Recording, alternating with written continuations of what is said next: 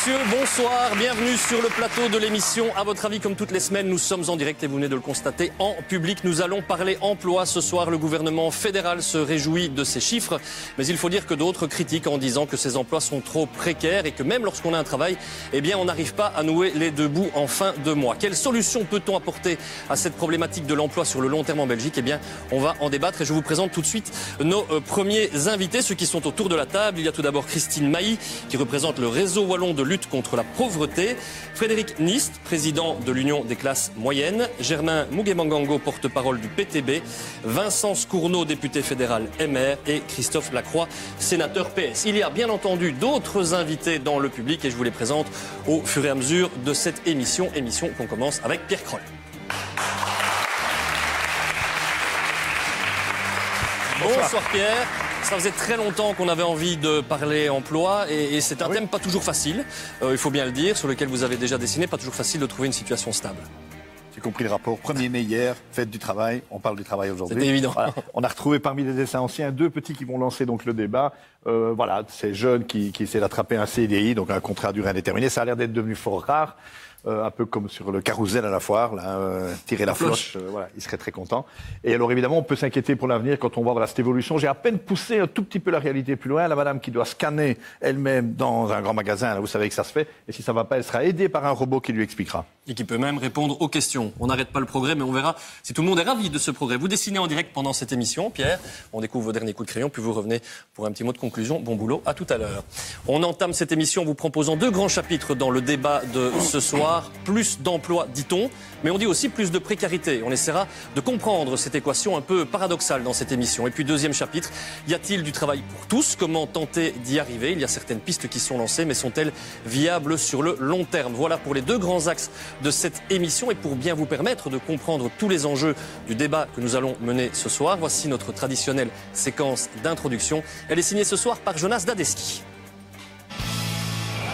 À l'heure actuelle, nous voyons bien que nous allons vers la précarité. Un Belge sur 5 vit sous le seuil de la précarité. Et les 4 autres Belges sur 5 n'avaient pas de bic pour répondre au sondage.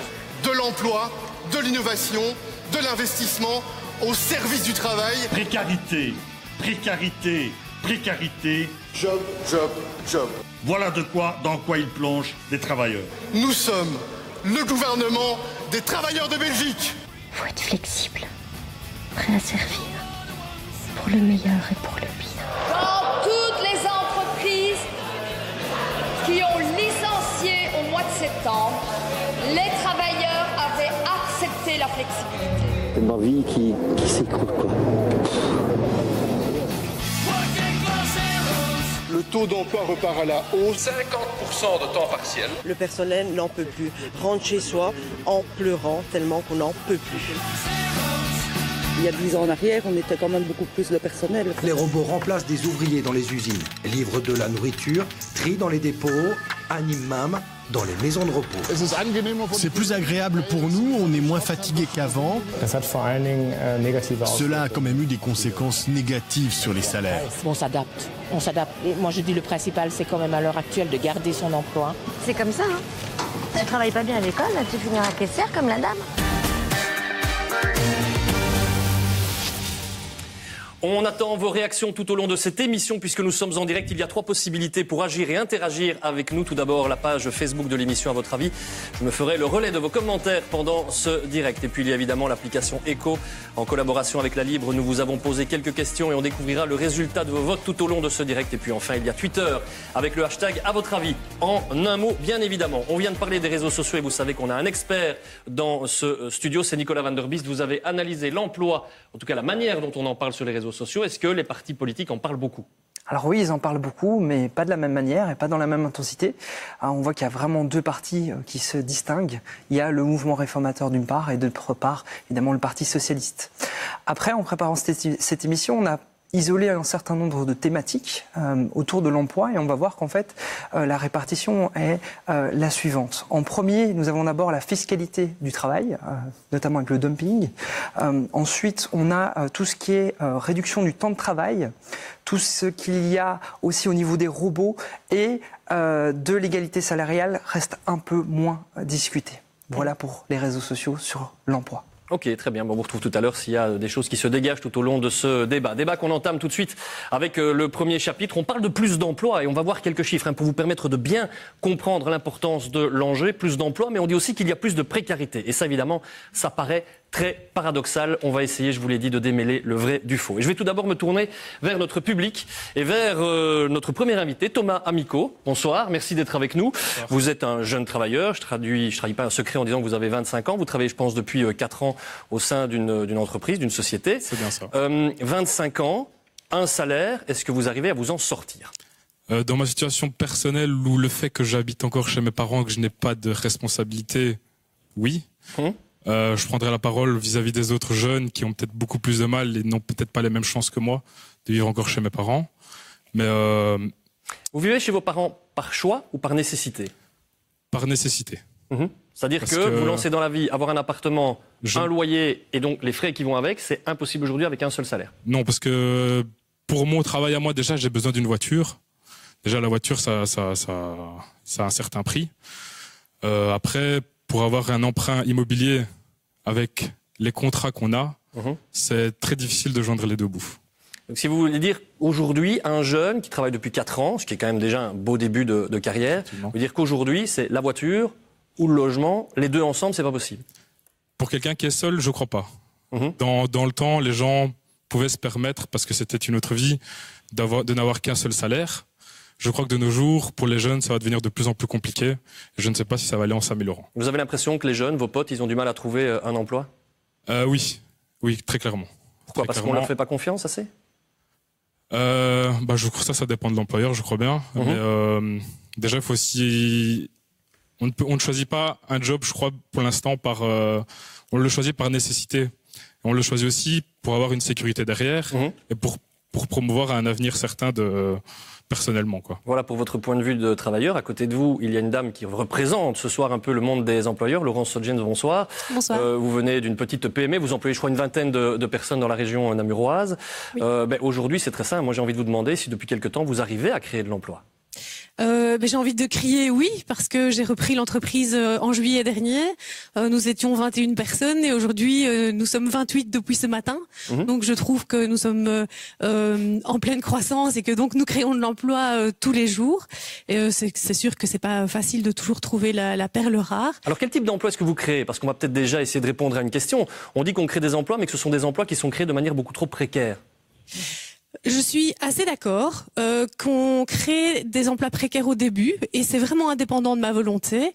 Je voudrais pouvoir proposer des CDI à tous mes travailleurs dès leur premier jour, mais les aides à l'emploi qui ont été proposées par le gouvernement sont évidemment très favorables et intéressantes pour l'entreprise. Elles permettent de grandir petit à petit en n'assumant pas toutes les charges dès le début, mais par contre elles nous obligent à proposer des CDD le temps de finaliser toutes les démarches administratives qui prennent entre 6 et parfois 9 mois. De bonnes choses sont mises en place, mais la lourdeur administrative empêche une pleine efficacité du système ? Je pense, sincèrement. Ok, ça veut dire que j'ai bien résumé votre pensée, je m'en suis pas trop mal sorti.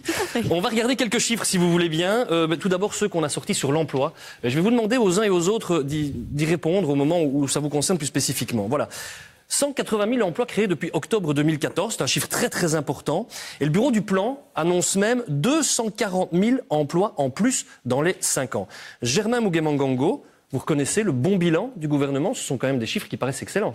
Il y a eu justement au Parlement fédéral un débat intéressant sur les chiffres. Et en fait, on s'est rendu compte qu'au-delà des 180 000 emplois, si on gratte un petit peu les chiffres du bureau du plan, on constate que 74% de ces emplois sont des emplois précaires. Qu'est-ce que vous appelez emploi précaire ? Parce que ça paraît donc ça veut dire par exemple des contrats à durée déterminée.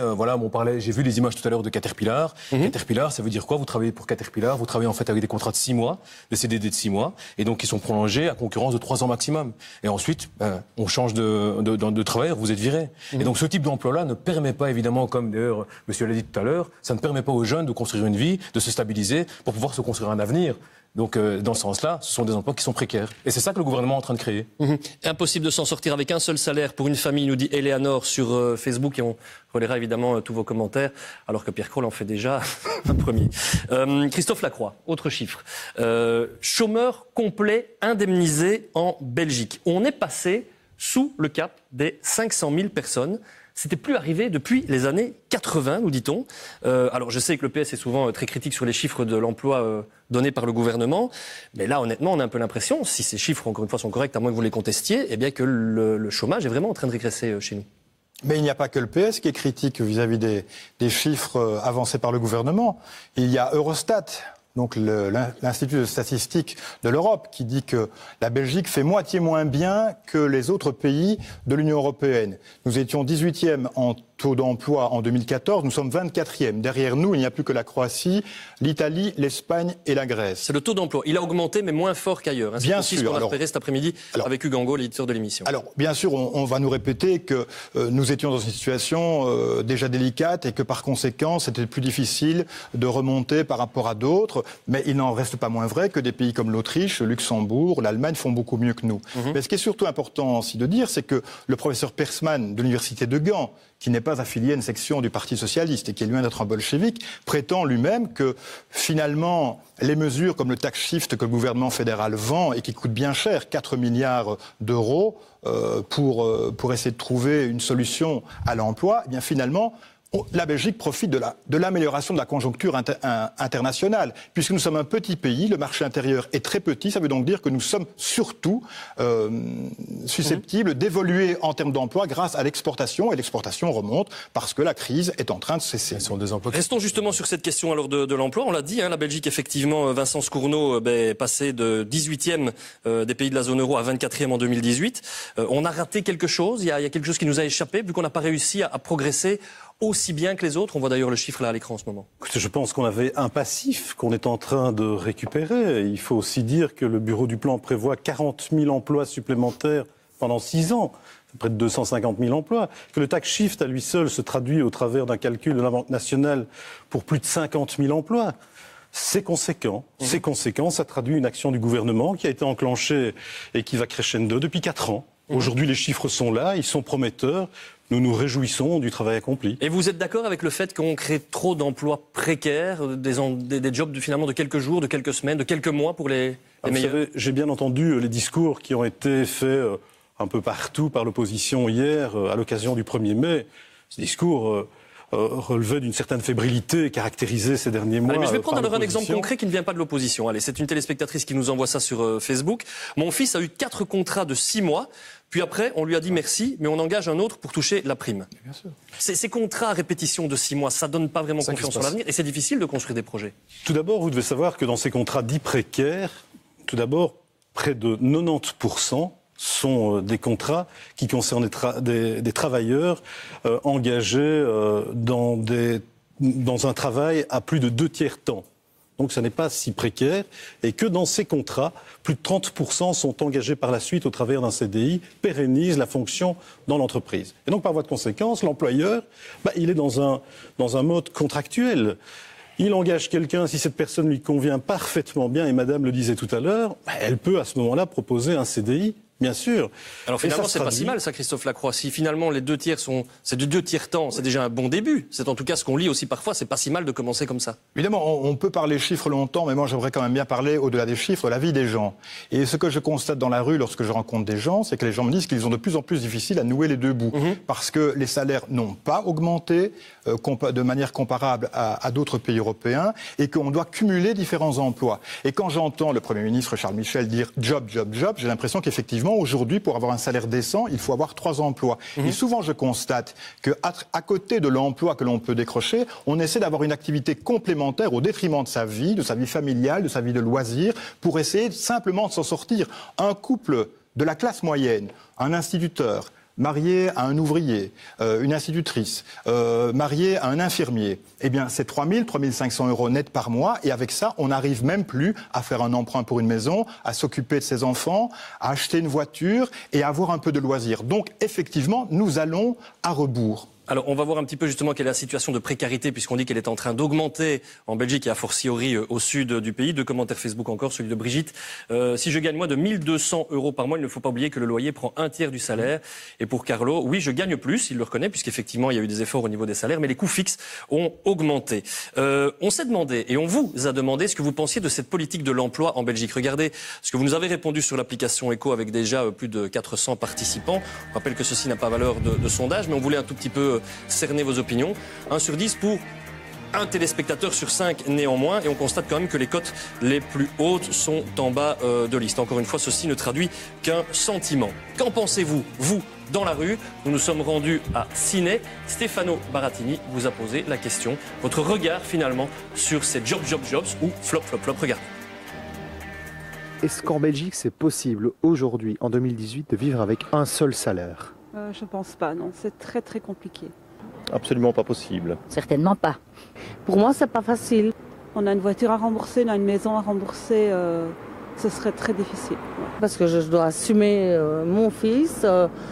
J'ai un loyer de 650 € plus ses charges et c'est pas évident du tout. Les besoins élémentaires, c'est quand même se nourrir, se loger, etc. Si après on veut des conditions de vie, partir en vacances, s'octroyer tel et tel plaisir, est-ce qu'on en a vraiment besoin? C'est surtout ça. Les jeunes, peut-être, on les critique en disant qu'ils veulent toujours avoir tout de suite. Mais avec un petit salaire, une voiture, un GSM chacun et un petit loyer à 600 €, ils ne seraient plus. Donc les parents, notre génération, on est obligé d'aider nos enfants. Vous prenez un loyer 500 € par mois, une voiture, un remboursement de voiture, 250 €, plus l'assurance, plus le carburant. Donc on est déjà à 1 000 €. Et voilà, si vous dites 1 400, il ne reste plus que 400. Voilà, ça fait 100 € par semaine, quoi. Voilà pour les réactions dans la rue, on en découvrira d'autres tout à l'heure. Frédéric Nice, je me tourne vers vous, président de l'Union des classes moyennes. Un chiffre encore à vous proposer, mais ils sont évidemment très très importants dans un débat comme celui-là. C'est le taux d'emploi. On parle de 143 000 emplois vacants en Belgique, c'était fin 2007. Le taux d'emploi vacant est de 3,6% en Belgique, c'est un record en Europe. Où est le problème? Pourquoi est-ce que ces 143 000 emplois ne trouvent pas finalement chaussures à leurs pieds finalement? C'est un problème de motivation des travailleurs qui ne veulent pas les occuper? Ou est-ce que c'est un problème, je dirais, de formation, comme on le dit souvent en Belgique? Alors le problème, il est multiple. Il y a sans doute un problème de formation, il y a sans doute un problème de motivation. Mais je voudrais juste préciser un élément aussi, c'est qu'il ne faut pas oublier les PME, elles sont vraiment celles qui créent de l'emploi de façon concrète et elles jouent le jeu. Ça veut dire clairement qu'elles sont là quand il y a des possibilités de créer de l'emploi, elles sont au rendez-vous. C'est un élément qui est important. Alors, sur la motivation, oui, c'est vrai, c'est pas évident. Des jeunes qui veulent travailler, on en trouve, c'est vrai. C'est pas le cas de tout le monde non plus. On entend souvent des jeunes qui disent c'est une réalité, il faut en tenir compte, dire voilà, on voudrait commencer tout de suite avec tel salaire et tel avantage, etc. C'est pas évident dans les PME. Dans les PME, ce n'est pas évident. Alors, au niveau des emplois comme ça qui sont vacants, je pense que c'est une responsabilité collective. Il faut que nous travaillions tous, et c'est vrai, les PME également, mais il faut les pouvoirs publics aussi, et il faut aider, il faut inciter, il faut informer pour qu'il y ait des gens qui se forment dans notamment les métiers en pénurie. Vincent Scourneau, je reviens à la question. C'est pas toujours facile de trouver des gens qui peuvent occuper des emplois vacants. En préparant cette émission, vous me donnez l'exemple de votre commune. Il y a quand même des cas assez surprenants. Oui, tout à fait. Nous sommes confrontés à un problème. Nous engageons tous les jours. Nous trouvons difficilement des personnes qualifiées à tous les niveaux et puis parfois dans des fonctions un peu plus anecdotiques. Je vous expliquais le cas ici dans ma commune, à Branaleu, où je cherche depuis maintenant plus d'1 an 3 gardes champêtres.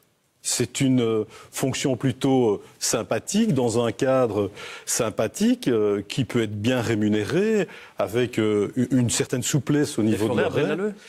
Il y a 70% de terres agricoles et de forêts, effectivement. Donc on reste malgré tout une commune très verte. Vous avez l'impression que c'est un problème de motivation de la jeunesse qui ne se lance pas dans des emplois a priori sympas? J'aurais souhaité engager ces personnes dans un métier qui m'apparaissait sympa et je n'ai trouvé aucun candidat. Non, je pense que c'est pas sérieux de dire ça. Je pense que c'est un mauvais procès qu'on fait aux jeunes et aux chômeurs en général. C'est d'expérience. Il ne faut pas généraliser. Très concrètement. Cette question a été prise en main notamment par le bureau d'études de l'FGTB. Ils ont été analysés, ces fameux emplois en pénurie dont on parle au Forum. Et on constate quoi? On constate que ce sont des emplois qui sont en fait tellement soit mal payés ou qui demandent tellement de conditions qu'effectivement, on ne peut pas difficilement trouver des gens qui peuvent avoir cet emploi. On parle de guerre de chasse ou de avec un beau salaire. Un seul exemple. Les aides familiales, c'est en fait un emploi qui est réputé en pénurie. À la plupart des aides familiales, on leur demande aussi d'avoir une voiture. Donc forcément, à un moment donné, ça va coincer. Je fournis tout matériel. Quand on parle de situations même parfois plutôt idylliques. Je demande des chauffagistes, on peut parler de situations très spécifiques, mais globalement, ce qui est en train de se passer, c'est que les emplois qu'on propose sont soit sous-payés, soit payés avec des salaires qui ne permettent pas de vivre. Prenons par exemple les travailleurs de Lidl. Les travailleurs de Lidl qui ont fait grève jusqu'à aujourd'hui, enfin jusqu'à hier, ils sont payés en moyenne 1 200 € par mois. 1 200 € par mois. C'est un exemple qu'on vient d'avoir. Voilà, comment on peut construire sa vie avec 1 200 € par mois? Donc, si les emplois en pénurie, on veut qu'ils soient plus en pénurie, eh ben, on diminue les conditions et on augmente le pouvoir d'achat des salaires. Et ils seront plus en pénurie, ces emplois-là. Christine Maly, puisqu'on est en plein dans ce débat-là, on va évoquer dans un instant la question de la précarité parce qu'elle est vraiment fondamentale et vous allez nous expliquer un petit peu ce que vous vivez au quotidien avec d'autres acteurs du terrain du réseau wallon de lutte contre la pauvreté. Mais je voudrais qu'on se tourne tout d'abord vers Arnaud Lismont. Vous représentez-vous le collectif de solidarité contre l'exclusion. Je voudrais revenir, et sans vouloir insister lourdement, mais tout de même sur ce chiffre un peu étonnant, de 143 000 emplois vacants, avec des tas de gens qui ont l'air de réclamer du boulot. Pourquoi est-ce que ces emplois ne trouvent pas, justement, d'occupants aujourd'hui? Est-ce que vous avez l'impression, vous qui travaillez aussi parfois avec des gens qui demandent du boulot, ce sont quoi, des emplois pas intéressants, ou ce sont finalement des gens qui manquent un peu de motivation? Quel est le bon équilibre? Écoutez, j'ai l'impression que ça ne correspond pas du tout à la réalité qui est vécue sur le terrain. Les gens pleurent pour avoir un emploi. Donc, vous pouvez me faire des montages statistiques, mais... C'est un mauvais procès qu'on fait aux chômeurs? Franchement, c'est ça que vous pensez? Je crois simplement, je demanderais dans le public, aux jeunes qui sont là, tous ceux qui sont là, est-ce que ça correspond à ce qu'ils voient autour d'eux? Ça correspond peut-être à ce que monsieur voit autour d'eux dans son cabinet de bourgmestre. Mais ça ne correspond pas à ce que nous percevons. En préparant cette émission, par exemple, j'ai discuté avec quelqu'un qui travaille dans la vente par Internet et qui m'a dit « je fais beaucoup d'affaires à l'étranger, mais dès qu'il s'agit d'évoquer un travail de nuit, puisque forcément avec les pays qui se trouvent loin de nous, c'est difficile, travail de nuit, ouf non, finalement je préfère pas le prendre ». Est-ce que c'est pas un peu des réponses qui sont plus acceptables aujourd'hui en 2018 ? Mais écoutez, il y a beaucoup de jeunes ici autour de nous sur ce plateau. Alors, quel est l'avenir qu'on veut leur préparer pour dans 10 ou 20 ans ? Un avenir dans lequel la norme, c'est de travailler la nuit. La norme, c'est la pension à 67, à 70, à 75 ans. Est-ce que c'est ça la société? Mais la norme, c'est pas de refuser de travailler dans un secteur d'avenir comme celui de la vente en ligne, par exemple, qui implique effectivement des horaires qui sont certainement très compliqués. Mais écoutez, moi je suis peut-être vieux style, mais je pense quand même que la nuit est faite pour dormir. C'est ce que j'apprends à mon fils.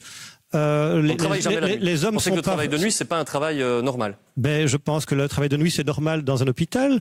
C'est peut-être normal dans un haut fourneau où on ne peut pas couper le haut fourneau. Mais c'est évidemment pas. La société n'est pas faite pour fonctionner la nuit. Ok, très très bien. Merci pour cette première intervention. Pendant qu'effectivement, on voit qu'il y a du monde qui est recherché du côté de Braine-l'Alleud, un garde champêtre en l'occurrence. Quelques commentaires. 3, oui, d'accord. Vous pouvez envoyer les CV à l'émission, il n'y a pas de souci, on fera passer. On va maintenant s'intéresser à Christine Maly, puisqu'on voulait absolument parler de cette question de la précarité, parce que c'est le grand paradoxe. On dit qu'on a créé plus d'emplois, et j'entends beaucoup de monde, y compris le réseau wallon de lutte contre la pauvreté, dire « mais on n'a jamais eu autant de précarité ». Comment ça s'explique ? Alors comment ça s'explique? Par tout ce qu'on a entendu, les témoignages, ce qui vient d'être dit, donc je ne vais pas me répéter là-dessus pour ne pas occuper le temps d'antenne avec des choses qui sont dites, mais effectivement, on a beau aujourd'hui avoir de l'emploi, on a des gens qui s'appauvrissent. Alors c'est à la fois le décalage entre le niveau de revenu et le coût de la vie, donc le niveau de revenu n'a pas du tout augmenté au regard du coût de la vie, des personnes l'ont dit, les loyers sont élevés, l'énergie est chère, la mobilité est chère, l'enseignement n'est pas gratuit dans notre pays. Tout ça rend la vie extrêmement difficile. Mais je voudrais dire et insister sur une chose. Moi, je fréquente beaucoup de gens qui n'ont pas de boulot, qui n'ont plus de boulot ou qui n'ont jamais pu avoir de boulot pour toutes sortes de raisons. Soit parce qu'elles sont trop lentes, elles ne sont pas au bon endroit, pas au bon moment, avec la bonne formation, pas de la bonne façon, pas à la bonne adresse, etc. Et pourtant, tous ces gens ont cherché, ont travaillé par moments, ont dû arrêter pour des raisons de santé, ont pu reprendre un travail, etc. Et aujourd'hui, disent encore, l'emploi, c'est encore quelque chose d'important. Vous avez l'impression qu'il y a plus de laissés pour compte que jamais ? Je pense que l'emploi aujourd'hui est encore important pour les gens, est encore fondateur de quelque chose. Mais ce qui est vrai, c'est que les gens, et à juste titre, parce que à quoi sert la vie ? La vie ne sert pas à ce qu'on la liquide dans n'importe quel type de travail, dans n'importe quelle condition, à n'importe quel salaire, dans n'importe quel rythme. Elle sert à avoir des aspirations et à se réaliser. Donc aujourd'hui, on doit réfléchir à un travail de sens. On doit associer les gens. Pourquoi est-ce que la définition de ce qui constitue l'emploi devrait être définie de façon unilatérale par celui qui décide, à un moment donné, quelles sont les conditions d'emploi. Où se négocie encore ce rapport entre une société, une citoyenneté et les gens qui créent l'emploi. Aujourd'hui aussi, on est dans une société où il y a des gens qui découvrent un emploi qu'ils adorent. Par exemple, dans le cadre d'un contrat article 60 dans un CPS. Et ils vivent la torture suivante, qui est que si au bout de l'année où ils ont occupé cet emploi et que cet emploi leur a plu, il n'y a pas d'argent éventuellement ni dans l'institution publique, ni dans l'associatif, ni dans la structure privée qui les a engagés. Et hop, alors qu'ils ont découvert ce qui les satisfait, ils retournent au chômage. Jean-Pierre nous dit, on ne motive pas assez le travail en Belgique. Le chômeur chef de famille touche le même montant que certains travailleurs. Donc il faut motiver le travail et permettre peut-être de payer moins de charges patronales, avec obligation de donner cette différence aux travailleurs. Voilà pour un avis qui vient de nous arriver. Vous avez évoqué, c'est important, cette question de la précarité qui irait grandissante, avec peut-être un projet de société aussi que vous envisagez. Je voudrais me tourner maintenant vers Véronique Debatz. Vous représentez, vous, le collectif pour l'égalité hommes-femmes. C'était important de vous donner la parole et on a été très inspirés par des questions de téléspectateurs tout au long de l'après-midi qui nous ont dit, vous ne pouvez pas mener un débat sur l'emploi sans tenir compte de la précarité des femmes. Aujourd'hui, dans ce monde de l'emploi, leur situation est plus précaire que jamais. Est-ce que c'est aussi votre sentiment ? Oui, alors c'est vrai qu'on a aujourd'hui en Belgique un écart salarial qui est relativement peu élevé et on fait plutôt office de bon élève au niveau européen. Par contre, on a un écart, je dirais, de carrière qui va en se creusant.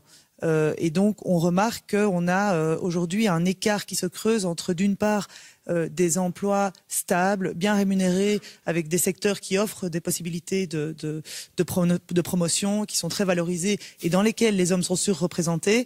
Et d'un autre côté, on a des emplois plus précaires, temporaires, à temps partiel, dans des secteurs qui offrent peu de possibilités. Le confort, c'est pour les hommes et l'inconfort, c'est pour les femmes. Et les femmes sont surreprésentées dans ces secteurs qui sont, par exemple, des secteurs qui sont organisés dans le sens du travail à temps partiel. Je pense à la grande distribution, je pense au nettoyage, qui sont des secteurs qui sont parfois à plus de 70% féminins et qui sont très précaires. Voilà. Est-ce qu'aujourd'hui un employeur se méfie, pardon de poser la question de manière un peu brute de décoffrage, comme on dit, mais est-ce qu'aujourd'hui un employeur se méfierait plus d'une femme que d'un homme? Et c'est ce qui justifierait le constat que vous venez de poser. Je ne suis pas sûr que ça justifie ce constat-là, mais clairement, il y a aujourd'hui dans notre société des stéréotypes qui ont vraiment la vie dure et qui font que, effectivement, pour toute une série de raisons, on va hésiter avant d'engager une femme qui est, par exemple, en âge d'avoir des enfants. Ça existe encore en 2018. Ça existe encore en 2018 et on a des plaintes à l'Institut à ce sujet. La maternité et le fait d'être une femme est aujourd'hui un frein pour la carrière des femmes. Les plaintes sont en hausse ? Les plaintes sont en hausse, oui, à l'Institut, oui. Vous avez une idée du pourcentage? Pardon, je les prends peut-être un peu au dépourvu là. On est très clairement dans des hausses qui vont de 30 à 40% chaque année, et en particulier dans le domaine de l'emploi, et dans l'emploi en particulier en lien avec la grossesse et la maternité au travail. Voilà, mais c'était important en tout cas de mettre l'accent sur cette vision-là. Vincent Scourneau, on l'a entendu, il y a pas mal de choses encore qui doivent être améliorées. Est-ce que le monde du travail n'est pas finalement entré dans une spirale qui fait qu'il faut aller trop vite, trop loin, et que finalement le travailleur n'a plus le temps de s'installer et qu'on ne mène pas le projet de société dont parlait Madame Mailly? Oui, et je me permets juste de vous interrompre parce que je veux dire, tout à l'heure je voulais terminer avant que vous me coupiez. C'est important de ne pas laisser de l'espoir à des gens qui découvrent quelque chose et puis de faire la tournante des gens qu'on instrumentalise et qu'on renvoie au chômage ou vers le CPS parce qu'on en reprend d'autres. Ça se joue beaucoup dans notre société aujourd'hui. Et ça, c'est un désespoir et une désespérance globale pour le travail. Il y a moyen de créer aujourd'hui, dans l'entreprise privée, dans l'associatif et dans le service public, de l'emploi. Mais il faut arrêter pour ça de créer des dispositifs qui le détruisent à l'interne en consommant des gens qu'on utilise en tournant. Alors quoi, c'est la grande spirale de l'emploi, il faut que ça tourne, il faut que ça aille vite et finalement peu importe sur le long terme. Je suis en total décalage avec ce que j'entends. Je dois vous parler de mon expérience personnelle. J'ai commencé à travailler à 18 ans comme ouvrier non qualifié. Le travail était une valeur, c'était une valeur de famille. Je viens d'un milieu très modeste. J'ai étudié en travaillant, je n'ai pas compté mes heures, j'ai travaillé jour et nuit, monsieur, parce que c'était une valeur à l'époque fondamentale. J'ai terminé mes études de droit, je suis avocat. En travaillant, j'ai fait mes études. Ce qui veut dire que la génération d'aujourd'hui comporterait plus de gens un peu fainéants ou un petit peu moins volontaires. Je ne dis pas qu'aujourd'hui, tout le monde doit faire comme j'ai fait, mais je pense quand même qu'à partir d'un certain moment, on peut en vouloir plus que ce que le système propose, et qu'à partir de là, on peut mettre une détermination, un courage, et avec mérite, essayer de s'en sortir. Et ce que j'entends aujourd'hui, c'est difficile. Je l'entendais déjà de la part de mes grands-parents, de mes parents. J'entends ça depuis toujours. Il y a les faits quand même à un moment donné. Bien sûr qu'il y a les faits. Mais croyez-vous que mes grands-parents, qui ont connu la guerre, mon grand-père a été déporté 5 ans, ils ont eu plus facile que la jeunesse actuelle? Non, monsieur, je ne le pense pas. Je crois même qu'ils ont eu bien plus difficile. En Belgique, mais il y avait une valeur pour le travail qu'aujourd'hui on essaye de négliger à tous les étages. Et dès que les chiffres sont bons, vous en faites d'ailleurs. Vous parlez-vous du seuil de pauvreté, du chiffre de pauvreté? Parfois, il faut sortir quand même de Braine-l'Alleud. Non, mais monsieur, il faut aller au-delà de son expérience personnelle. Est-ce que vous pouvez avoir une pensée positive? Est-ce que vous pouvez... Je suis de Marcinelle à Charleroi. À Charleroi, c'est le forum qui dit il y a 30 personnes pour un emploi. C'est une réalité, c'est comme ça. Donc ça veut dire qu'il ne faut pas être chercheur d'emploi. Mais les gens de Marcinelle peuvent venir travailler en Brabant wallon. Ça, c'est quoi le problème? Et quand on parle de la question de la pauvreté, quand on se dit à un moment donné, c'est quoi la situation? La situation en Belgique, c'est qu'on est à 15% de pauvreté dans un pays riche. Ça, c'est la réalité. Quand on est à Bruxelles, on est même à 25% dans certaines couches de population. Monsieur Nist, et puis Christophe Lacroix, je reviens à vous. Est-ce que ça veut dire que le système est en train d'organiser trop de tournantes? Est-ce que finalement, il ne faudrait pas un peu calmer le jeu et permettre aux gens de s'installer dans une entreprise? Madame Mailly a dit attention, on est en train de faire tourner les gens et c'est absolument impossible de s'installer. Vous répondez quoi à ça? Je réponds que, je vous l'ai dit, les PME jouent le jeu. Alors je voudrais juste vous dire, et ça ira très vite, par rapport aux femmes. Premièrement, c'est un problème de société. C'est pas un problème nécessairement, exclusivement des employeurs. Deuxièmement, le taux de chômage, hommes et femmes, il est équivalent. Et troisièmement, il y a des sociétés, il y a des PME qui engagent par le bouche à oreille, c'est comme ça que ça fonctionne, et il y a des sociétés, des PME qui jouent le jeu et qui ont un tarif unisexe, c'est-à-dire un salaire équivalent pour les hommes et pour les femmes. Et je voudrais vous le rappeler parce que vous semblez oublier systématiquement dans vos discours les PME. Il n'y a jamais un mot pour les PME. Alors vous ne nous critiquez pas, c'est déjà une chose. Mais vous oubliez l'effort que font les indépendants et les PME pour jouer le jeu, pour créer de l'emploi. Ce sont eux qui, aidés par le gouvernement, créent réellement de l'emploi. Et ça, c'est un discours qui est totalement absent chez vous. Très rapide, si vous voulez bien. On me dit qu'énormément de gens interviennent sur Facebook et que vous êtes très nombreux à vouloir parler de la robotisation dans les entreprises. Ça tombe bien, c'est prévu. Très bien. Très rapidement, si vous voulez bien. Mais moi, je suis assez effaré de la caricature offerte par M. Scourneau. Vous ne pouvez pas faire de votre cas personnel un cas général. Et j'en ai assez, Je ne demande pas à tout le monde de venir. S'il vous plaît, laissez-moi parler. J'en ai assez qu'on culpabilise les chômeurs, les écorchés de la vie, ceux qui n'ont pas eu de chance.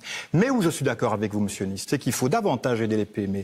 Et quand un gouvernement met en place les intérêts nationaux qui ne profitent qu'aux multinationales, qui viennent spolier l'emploi, et puis qu'après, comme Caterpillar, se barrent en laissant des milliers de familles dans la dèche, alors là, effectivement, il vaudrait mieux avoir des aides ciblées pour les PME, des aides ciblées en faveur des jeunes travailleurs ou des travailleurs de 55 ans et plus. Et c'est là qu'on doit vous aider, et aider en particulier ce monde du travail qui aujourd'hui a de grosses difficultés. Comment faire justement pour que tout le monde puisse occuper un poste du travail pour tous? C'est le deuxième chapitre de cette émission. Et on va le lancer avec ce que vous en pensez tout simplement. Et on a voulu, un peu par provocation c'est vrai, mais poser cette question. On entend très souvent au sud du pays qu'il est parfois beaucoup plus confortable de rester au chômage que d'être au travail. On vous a demandé, et ça n'a toujours pas valeur de sondage, ce que vous en pensez. C'était dans les rues de Ciné ce matin. Regardez. Moi je choisirais plus l'emploi précaire. Oui, à l'heure actuelle, il ne faut pas être difficile. Oui, moi je prends. C'est un peu la corde de fond. En fait, vous nous demandez de choisir entre la peste et le choléra. Même si je touche plus au chômage qu'à l'emploi précaire, je préfère quand même faire quelque chose dans ma vie et bouger que de rester chez moi et gagner de l'argent trop facilement. Et je pense qu'il faut garder une dynamique. Et un travail, quel qu'il soit, permet de garder une certaine dynamique. Il ne faut pas rester à la maison, il faut sortir, il faut travailler, il faut mettre le pied à l'étrier. C'est à mon avis la seule solution pour pouvoir évoluer dans son emploi. On est obligé de travailler, donc on est obligé de prendre le travail précaire. Et c'est un peu, je vais dire gentiment, se fiche des gens, ça. Il y a des gens qui, s'ils ont de la famille, des occupations, des enfants occupés, ils sont tenus de faire 3 jours ou 4 jours semaine. Si après on veut emménager ou quoi que ce soit, il faut quand même qu'il y ait une sécurité derrière. Donc ça dépend aussi de ce qu'on appelle le précaire. Si c'est au jour le jour, c'est un peu compliqué aussi, que ce soit pour nous ou les propriétaires ou quoi que ce soit. Sincèrement, je n'envie pas les jeunes. On va essayer de parler de deux grands points, encore deux grands principes dans ce débat qui sont très importants. La réduction de travail et la robotisation, c'est promis. Germain Mougé-Mangango, pour vous et pour le PTB, la solution, ce serait de réduire drastiquement le temps de travail. 30 heures semaine, avec un salaire identique, une embauche compensatoire. On finance ça comment ? Le premier point, en fait, c'est que les travailleurs le financent déjà. Celui qui travaille maintenant en Belgique, il produit en fait 2 fois plus de richesse que celui qui travaillait en Belgique en 1960. Donc en fait, la question, c'est cette richesse, elle est partie où ? Parce qu'elle n'est pas partie dans la poche des travailleurs, c'est pas ça qui s'est passé. En fait, quand on constate ce qui est en train de se passer au niveau du transfert de richesse, on prend l'exemple de Carrefour, dont on a parlé il n'y a pas longtemps. Carrefour, en 2016, c'est 65 millions d'euros de bénéfices, 50 millions d'euros qui vont aux dividendes vers les actionnaires.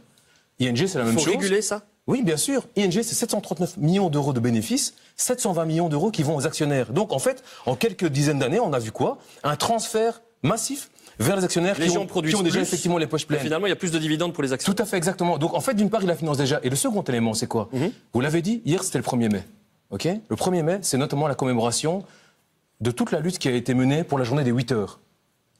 Si, au moment où on a lutté pour la journée des 8 heures, on avait écouté ceux qui disaient « ça coûte trop cher », c'est pas compétitif, on sera plus cher que la Grande-Bretagne et la France. Eh ben, aujourd'hui, les gens qui nous regardent ce soir travailleraient 13 à 14 heures par jour. Donc heureusement qu'à l'époque, on n'a pas écouté les gens du MR de l'époque. Nous, on a fait un choix de société. On a fait le choix que le travail sert à l'émancipation des personnes et des sociétés. Et pas seulement au fait d'enrichir quelques-uns. Vincent Scourneau et puis Frédéric Nist sur cette question. Mais le modèle idéal de monsieur, c'est le communisme. On a vu ce que ça a donné, évidemment. Son modèle, c'est le Venezuela, c'est Cuba. Écoutez, moi j'ai été à la place de la révolution à Cuba. Je peux vous dire qu'à part fumer un vin et boire un daiquiri, ces gens-là, vous savez, ils sont... Le combat pour la journée des 8 heures, c'est en Europe. Non, mais très franchement, votre modèle, on le connaît. Hein. C'est très souvent un modèle archaïque qui a démontré toutes ses faiblesses. Je pense que la réalité, elle a été tentée en France. Diminuer le temps de travail sans toucher évidemment au salaire. Dans l'économie ouverte qu'on connaît aujourd'hui, vous l'avez rappelé tout à l'heure à l'entame du débat, c'est vraiment mettre la Belgique hors compétition, c'est-à-dire traumatiser davantage le travail. Il faut savoir quand même qu'il faut être compétitif par rapport à la mondialisation, on n'y échappera pas. C'est la vérité. Aujourd'hui, vous ne pouvez pas revenir avec des modèles qui datent d'un siècle ou deux. Aujourd'hui, nous devons être confrontés à une concurrence qui est mondiale. Si demain, et Dieu sait si le tax shift y travaille pour essayer de diminuer cette pression qui est fiscale, qui est sociale et qui finalement met notre système en faiblesse par rapport à la concurrence. Si demain, est-ce que c'est possible ? Est-ce que c'est finançable ça ? Travailler moins et gagner autant ? Alors la réponse, elle est très claire dans les PME. Non. Première chose, je voudrais dire. C'est particulier. Je suis d'accord. Attendez. Je suis d'accord. Première chose, je voudrais dire, monsieur, vous n'avez pas répondu à la question. On vous demandait comment vous financez ça, et vous êtes revenu avec des exemples avec historiques. Une régulation des dividendes. Vous n'avez pas financé.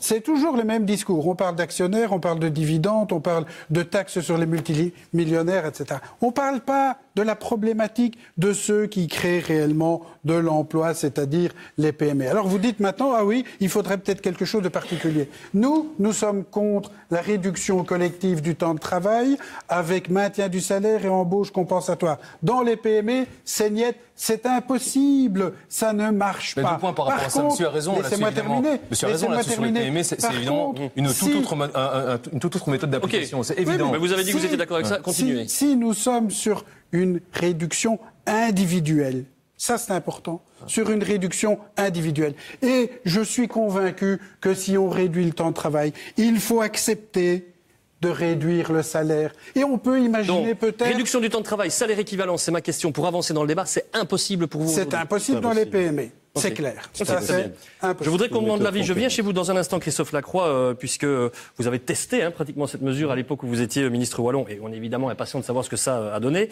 Thomas Amico, je reviens vers vous, notre travailleur de 25 ans. On est en train de parler de réduction du temps de travail.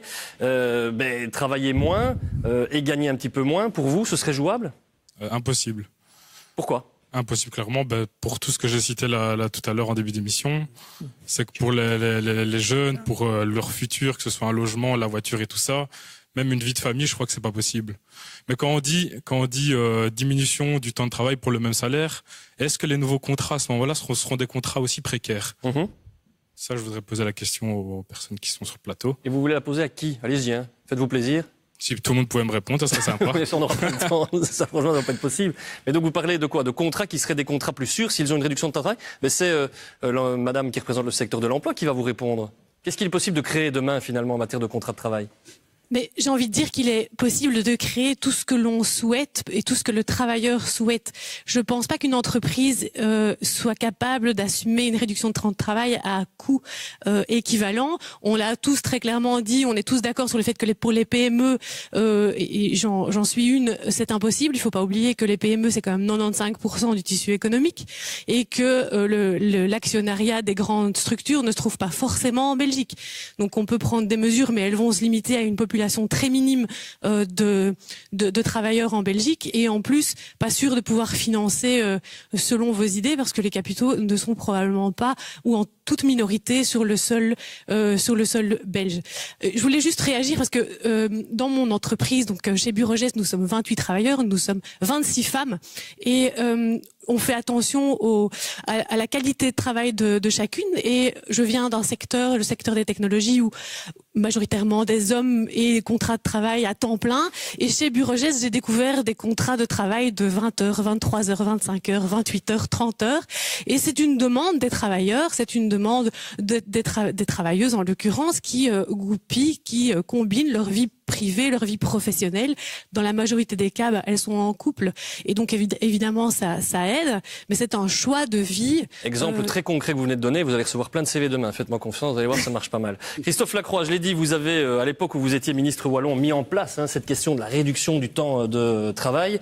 Est-ce que ça peut s'appliquer partout ou est-ce que c'est réservé à certains secteurs, franchement? Mais je vous dirais que se poser la question, ça n'a pas de sens, parce que la réduction collective du temps de travail, c'est le sens de l'histoire. C'est ce que nous faisons, nous les socialistes, à chaque gouvernement où nous avons participé, c'est de faire en sorte de réduire le temps de travail depuis plus de 80 ans, sans perte de salaire et avec embauche compensatoire si possible. Comment pouvons-nous le faire? Moi, je suis d'accord avec vous, monsieur Nist. Effectivement, nous devons, en fonction des tissus économiques, industriels et commerciaux, voir comment on peut négocier. Donc il faut un cadre global et on choisit et on négocie entre employeurs et travailleurs et syndicats. Et donc, de façon individuelle. De façon individuelle, si vous le voulez. Ça, c'est important. Mais ce qui est très important. C'est un grand pas en avant pour nous. Ce qui est très... Parce que c'est pas du collectif. Monsieur Nist, donc la proposition du Parti socialiste, elle est très claire. Plutôt que d'être au chômage, on active les allocations de chômage et le chômeur part travailler avec ses allocations de chômage. L'entreprise prend en charge le différentiel entre le chômage, l'allocation de chômage et le salaire. Et le gouvernement prend des mesures pour réduire le coût du travail dans l'entreprise. Et donc c'est lié au contrat individuel de chaque personne et nous le finançons comme cela. Et nous le finançons par un impôt plus juste également, qui est une contribution plus effective du capital et par une cotisation globale des revenus. Donc plutôt que d'imposer uniquement le revenu du travail, on impose l'ensemble des revenus. Très brièvement, parce que vraiment on nous assaille de questions, on nous demande de parler des robots. Christine Maille, réduction du temps de travail, bonne ou mauvaise chose? Écoutez, ce que j'ai envie de dire, c'est qu'il y ait réduction du temps de travail ou pas, il faut en tout cas réduire la souffrance au travail, réduire la souffrance au travail, réduire la précarité des contrats, augmenter les salaires de toute façon. Donc il n'est pas pensable de dire qu'on puisse réduire en réduisant le salaire. On l'entend par les exemples qui sont là. Alors je comprends ce que madame dit, parce qu'il y a des gens qui, par choix, prennent un temps partiel choisi, mais ce n'est pas du tout la situation de la majorité des temps partiels non choisis, notamment chez les femmes. Donc il faut toucher à une série de balises. Et il faut en tout cas que la quantité de travail permette d'avoir une existence décente et que le rapport entre celui qui organise le travail et celui qui est producteur du travail, le travailleur, soit négocié, soit à partie égale dans le débat pour dire on est en train de faire société ensemble. Vous avez l'impression qu'on ne construit pas assez le monde du travail entre l'employeur et l'employé? Aujourd'hui, il y a un déséquilibre, il y a trop de décisions unilatérales, il y a trop de décisions qui tombent sans concertation sur le travailleur et sur une bonne partie des travailleurs par rapport à la réalité qu'ils doivent subir par le travail et le type de contrat, etc. Donc ça, c'est extrêmement important. Vincent Scourneau, et donc c'est ça le sens de sur cette question, Vincent Scourneau, est-ce qu'on peut aller vers justement cette proposition d'une réduction du temps de travail ou est-ce que c'est totalement... Vous savez, j'entends madame et je vous dis que... C'est oublier que depuis 10 ans, pour la première fois, on a conclu avec le monde du travail un accord interprofessionnel en 2017, alors que le gouvernement précédent s'était cassé la figure. Depuis 10 ans, il n'y avait plus d'accord interprofessionnel. Vous étiez dedans dans ce gouvernement. Oui, mais le MR n'a pas s'exonérer de ses responsabilités. Nous pouvons dire qu'avec le Premier ministre que nous avons eu, à la manœuvre, il a dégagé un accord interprofessionnel qui porte également sur l'augmentation des salaires, en concertation. Alors, madame, j'entends bien ce que vous dites. L'augmentation des salaires qu'il y a eu en Belgique. Oui, bien sûr. Mais le décalage est énorme. On doit aller beaucoup plus loin sur l'augmentation des salaires. Tout d'abord, il y a eu une augmentation significative du salaire poche au travers du tax shift, significative qui correspond à un 13e mois. Et deuxièmement, au niveau de l'accord interprofessionnel, il y a également une augmentation de salaire qui est prévue sur plusieurs années. Alors, on va... Monsieur Lacroix, j'ai les chiffres ici. Vous avez parlé vous parlez toujours de chiffres, monsieur Scott. Moi, je voudrais vous parler des gens. Si vous voulez parler de chiffres, on peut parler de l'augmentation de la TVA sur l'électricité. Ce qu'il y a de plus mais si, c'est le pouvoir d'achat. Vous dites que vous améliorez le pouvoir d'achat. Moi, je vous dis que vous n'améliorez pas.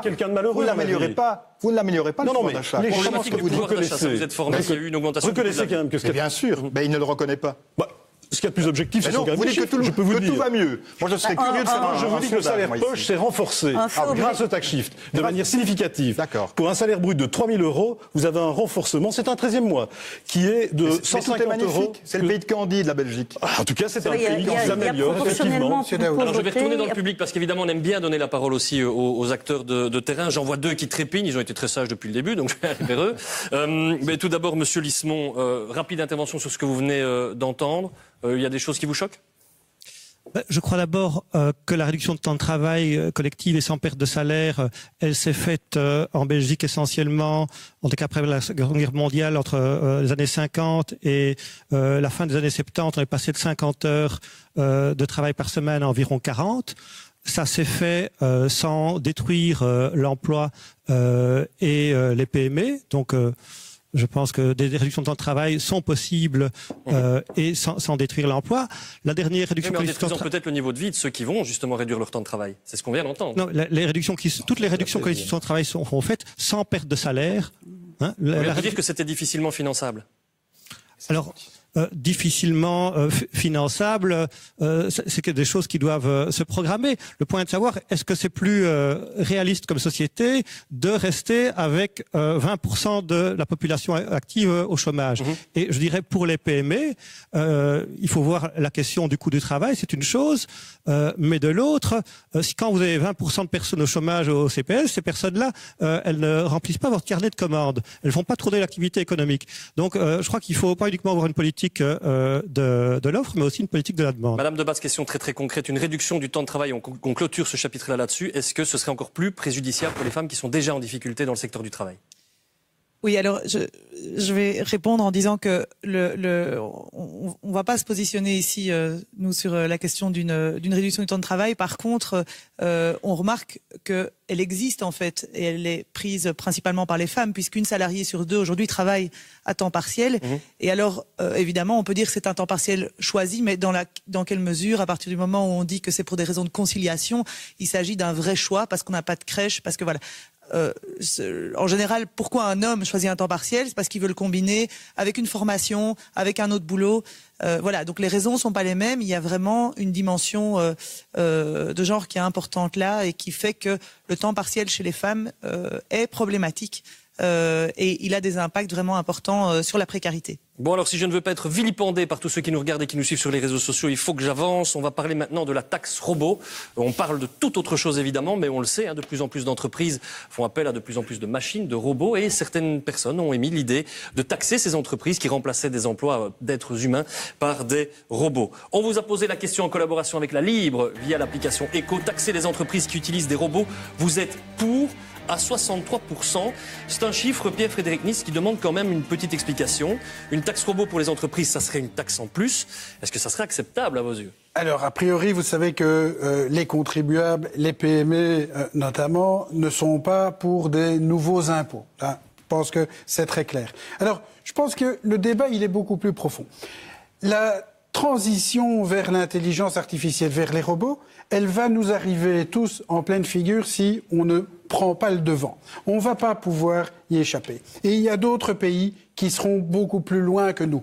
Donc, si on veut être compétitif, et de temps en temps, je tiendrai ce discours, bien évidemment, par rapport à l'étranger, si on veut être compétitif, il faut éviter de commencer par mettre des taxes sur les robots. Ça paraît évident. Par contre, est-ce qu'on n'envisagerait pas de déduire de façon plus importantes les frais de personnel, les déduire à 110% par exemple, ce qui permettrait d'encourager ceux qui ne font pas le remplacement, qui n'opère pas le remplacement de travailleurs. Est-ce que vous comprenez le ras-le-bol? Tiffany nous dit, il faut m'expliquer aussi pourquoi dans les magasins, les caissières sont des robots alors qu'il y a des gens qui aimeraient ces emplois.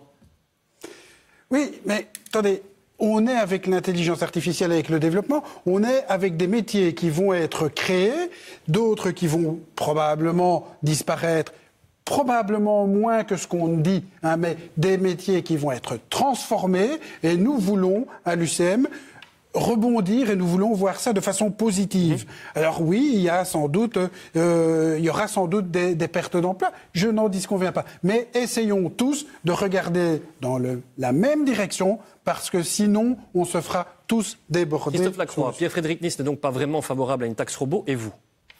Mais écoutez, moi je pense que l'arrivée des robots, ce qui va changer par rapport aux nouvelles technologies du passé, c'est que les robots sont accompagnés d'intelligence artificielle. Et que donc, il n'y a pas que les métiers manuels qui peuvent évoluer, voire être supprimés par millions, c'est l'université d'Oxford qui le dit, c'est pas Christophe Lacroix, mais aussi toute une série de métiers intellectuels. Donc je pense qu'on doit maintenant s'y préparer. S'y préparer comment? Parce que la robotisation, ça a précipité des pertes d'emplois, selon vous, c'est clair? Oui, c'est très clair.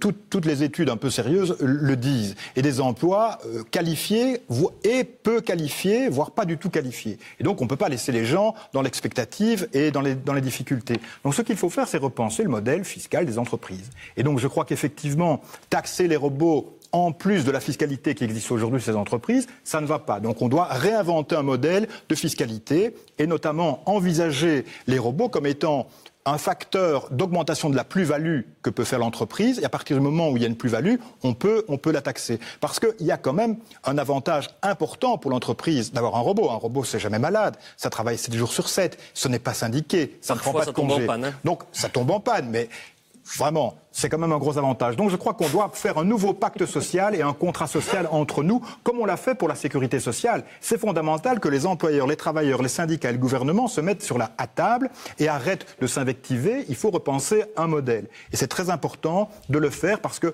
ça va arriver. Et surtout, ce qu'il faut faire à travers la cotisation que nous percevrons sur les robots, c'est renforcer la qualité de l'enseignement, la qualité de la formation pour préparer les personnes aux nouveaux métiers. Germain Mugemangango, sur cette idée de taxe robot, moi, je pense qu'avec cette taxe robot, on évite un petit peu le vrai débat. Parce que la modernisation des processus de production, et ça je suis assez d'accord avec ce qui a été dit, c'est inévitable. C'est inévitable. Les nouvelles technologies ont toujours eu deux aspects.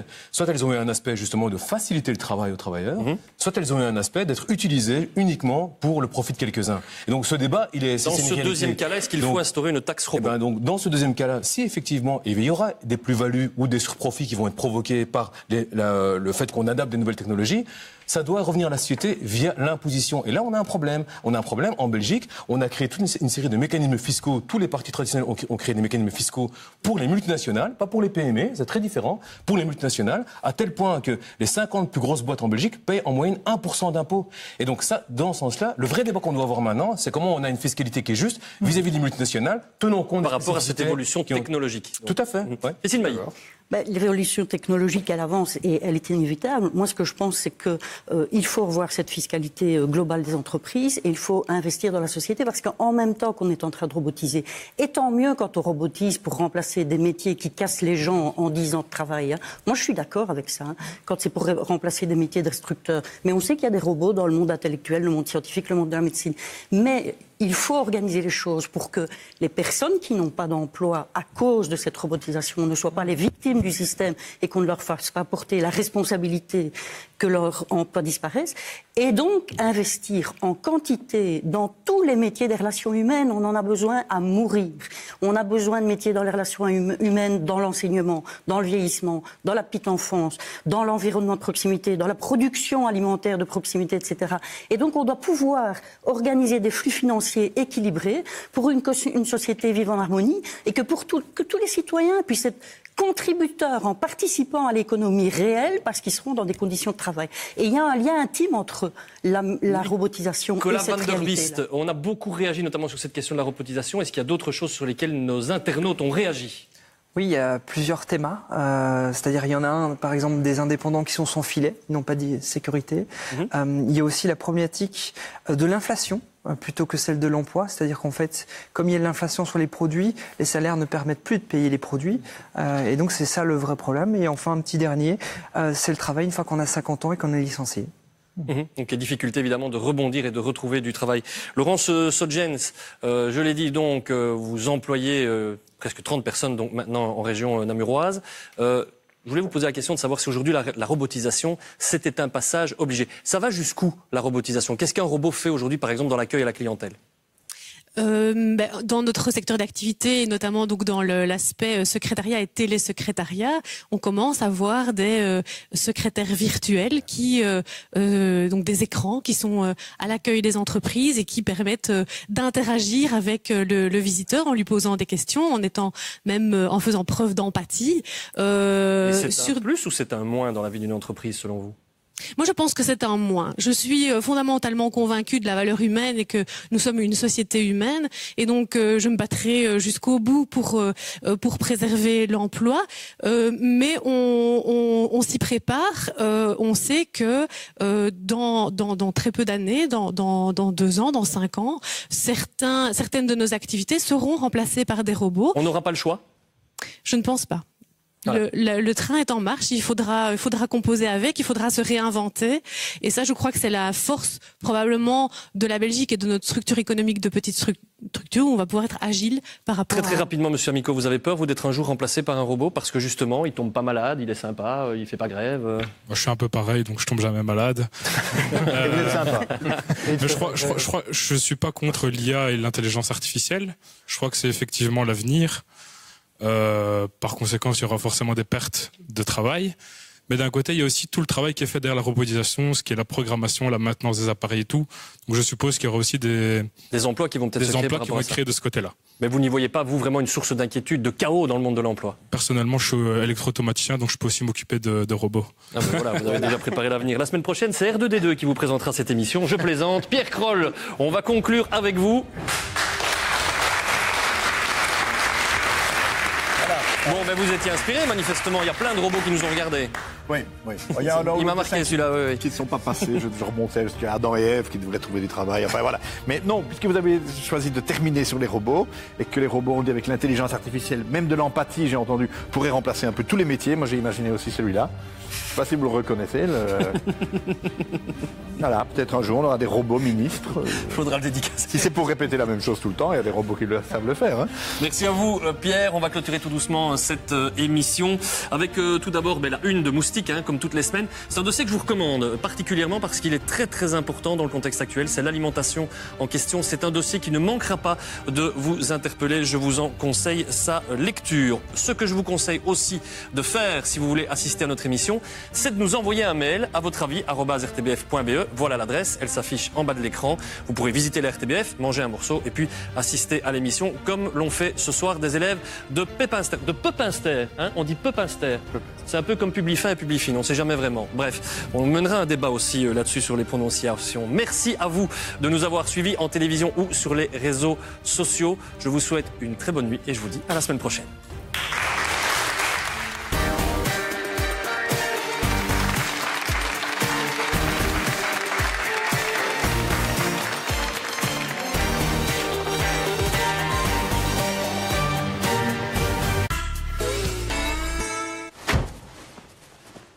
Si vous touchez ma voiture, je vous fais stériliser.